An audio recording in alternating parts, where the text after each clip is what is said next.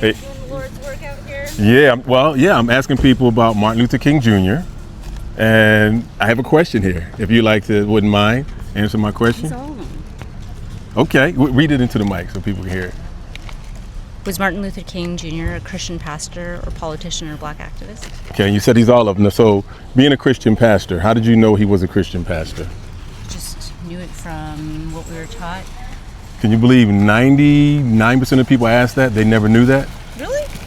Right, I said the same thing. How did you not know? I don't know. That's so crazy. But because he seemed more like a politician and a black activist. I mean, I would think the middle one is the most, Yeah, he was more debatable. political than anything. I mean, but in like a really, it's hard. Like politics have changed so much, right? Yeah. And so I don't want to taint his name like that, but with the current situation. Well, but So take as far as him being a Christian pastor, right? Yeah. So he did go to seminary school. Yeah. He pastored his father's right. church. Correct. Now, but he said he was a Christian.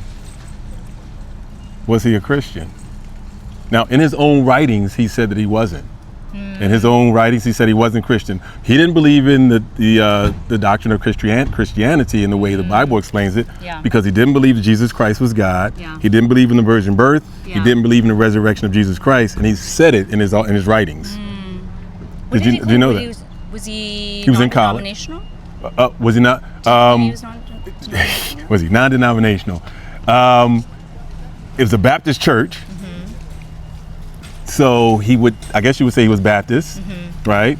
But the biggest thing is when I found out that in his own writings, he wasn't a Christian, that got me wondering, like, well, what else did he say that he didn't? Yeah. Right. Yeah. And when I listened to his sermons and his speeches, Yeah. it was they're political. Yeah. Even his sermons in church. I'm like, wait a minute. Yeah. Black activists. Definitely. Now, so the thing is, I asked people, him being a black activist, do you think that Jesus Christ he spoke for color? Did Jesus Christ speak for color? Did he separate color? He was colored. He was Hebrew, Yeah. right? He was a Hebrew, he was a Yeah. Jew, but he didn't go around saying Hebrews should upright. He didn't do that. No. But see, being a black activist is actually antithetical to Christianity, because Jesus Christ didn't speak or preach or teach on color. Yeah. He spoke on what? Salvation and having a connection with the Father. No matter what the Romans did, he never spoke. He didn't even speak against the Romans. He just said, well, no, you need to be saved. You need to have a connection with God the Father. Yeah. But people who are black activists they say they're doing the work of Christ, but how can you, you can be an activist, but a black activist, if white people say I'm a white activist, they would get hung out here. Yeah. So that's not, so why would it be wrong for a white person to say we're white activists speaking for white power? Because in his sermons, he got black people to say black power. If some of his sermons, he was saying, I'm black and I'm proud. Yeah. Black power. That was his words. Like, wait a minute. Well, that's more from an equality standpoint versus dominating over. Well, there was other black pastors who were against him saying that, because they were about At the time. Jesus. They weren't about blackness. Yeah. So you know what I'm saying? Yep. So I have a quick, like a 54-second video clip. Can I play it for you? Sure. Okay.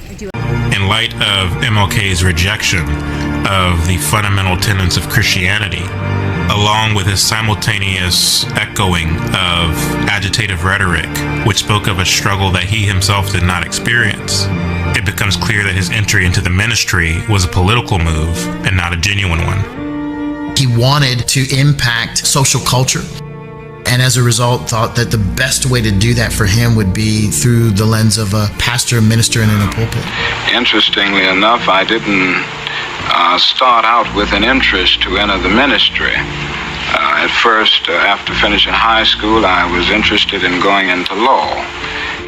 It's clear from his college papers that he was, at the very least, being groomed to become a pastor who would help further the Marxist cause, even though initially King did not want to be a pastor. Did you know that?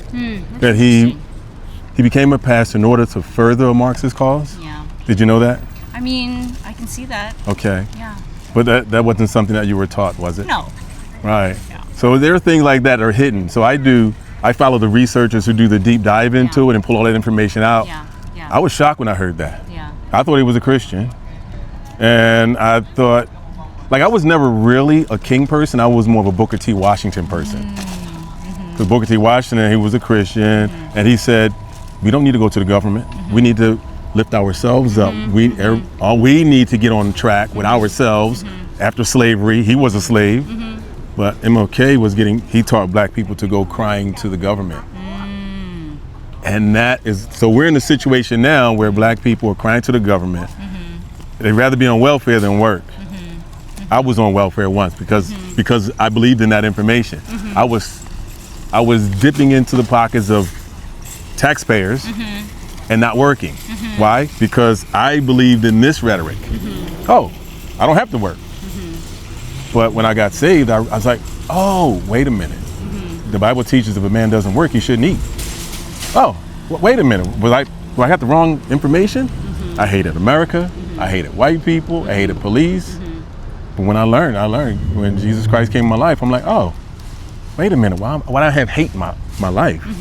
I was following MLK and the Civil Rights Movement messaging. And whether you knew it or not, he surrounded himself with communists, and the people who wrote his speeches were communists. That is interesting. So I'll leave you with that, because I know you got to go.